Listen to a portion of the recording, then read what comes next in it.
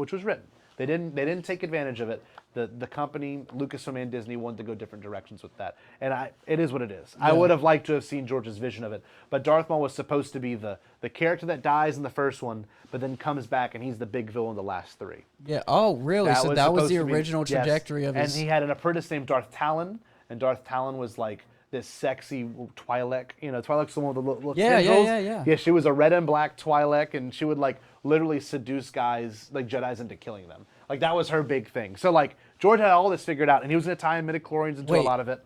So, what was his vision of how Darth Maul survived all of those years? Was it, like, fueled by pure hate? Okay, so that's the part that I like. Yes. So I'm glad that was the same. Yes, but in Rebels, I don't know if did you ever watch Rebels? Rebels is great because that's where Darth Maul does meet his end. Yes. But it's done beautifully. It is. It's done so poetically, and like, you know, Obi-Wan's the one that ends up finishing the job, and like, it's beautiful. And you know, the only thing Maul wants to know is, it was like, is he the chosen one? Is he the one that's going to kill Palpatine? Yeah. And you know, which is not necessarily true, but Obi-Wan's like, yes, because that's all Maul wanted. All Maul wanted was to kill Obi-Wan, that put him in his, you know, half-bodied state, and kill Palpatine, because Palpatine's the one that killed his brother and all the Night Sisters and stuff. Dude, this is super nerdy. I'm sorry, bro. This Palpatine is so fucking nerdy. Went fucking, dude. Bro, that's why you're here. Yeah, I know, but like, it is like, this is peak. I'm telling you, whenever there was no fight back. No. Whenever he's facing Maul and Savage, like they don't touch him. Nope. At all. Nope. He's just complete, dude. He's at his prime at that point. Imagine how powerful that motherfucker is. Just spinning around with two lightsabers. Yes. You're like, what is happening? It's a tornado of red lightsaber. Literally. How the fuck am I gonna defend against this? This is killing everyone. Insane. I don't know if you know this. You're gonna get really excited about this. We saw the footage. I saw the footage of it, so I was there for it.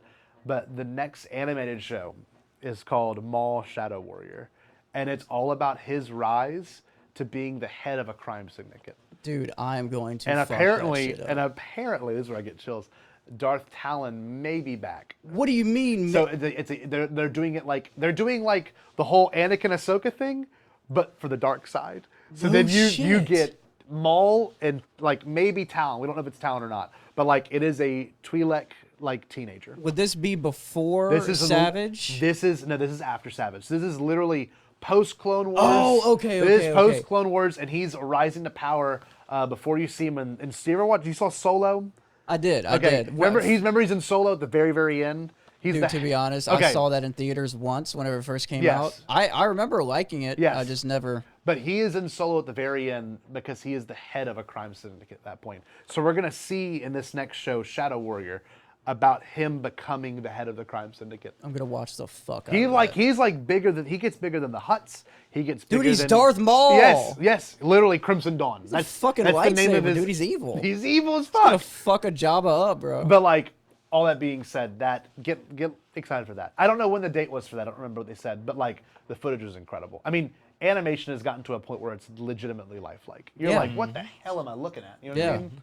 But yeah.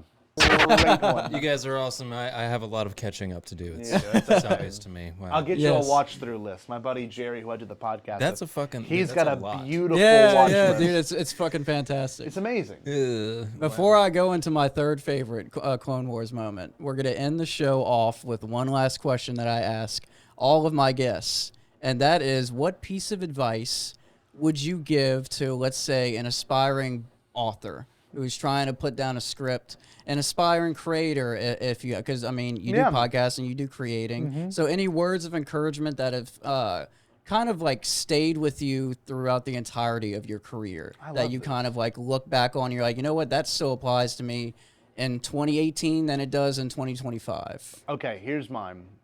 This is from Joseph Campbell, which is obviously the guy that does the Hero with 1,000 Faces. He's mentioned a lot in this book too. His is follow your bliss. Love that line. Whatever you find bliss in, making music, podcasting, fishing, anything, whatever that bliss is, chase it. Follow it. And it can literally lead you down. Like, I never thought talking about this stupid biological aspect of Star Wars would lead me to getting a panel. Yeah. Would lead me to having 13 days in Japan, Yeah, exactly. Lead me to having a full room filled with people, to being able to come here and do this with y'all. Like this, like obviously this book has been a lot of work, but like following that bliss has helped me get to a spot where I feel super confident in writing. That's I awesome. never thought I could have You that. said Joseph Campbell said that? Yes. Interesting. Follow your My bliss. dad used to always say, the things that excite you do so for a reason. You should stick with them. Same thing. Same principle. Same principle. Same yeah. principle. And like that would be my advice. And Apparently, awesome people think the same. Huh? exactly. My other thing is to like, don't be cynical. Like that's my other big advice. Just don't be cynical. It's so much easier just to have an open mind about everything.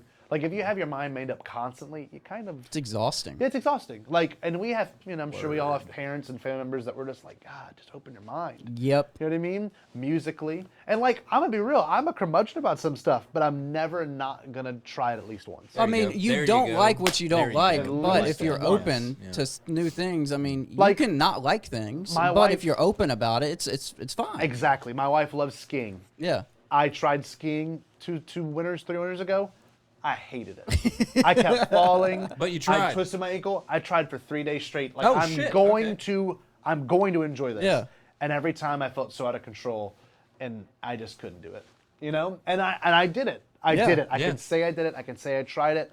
But like to follow your bliss and to not be cynical, like those are hard things to do. But you got to do it. Yeah. You got to do it. You'll just fall. You'll keep digging yourself a hole, and then you won't be able to crawl yourself out of any of it if you keep like that attitude the Yeah. entire life. Like that, it's exhausting. I is. wouldn't want to keep thinking like that. Like my God.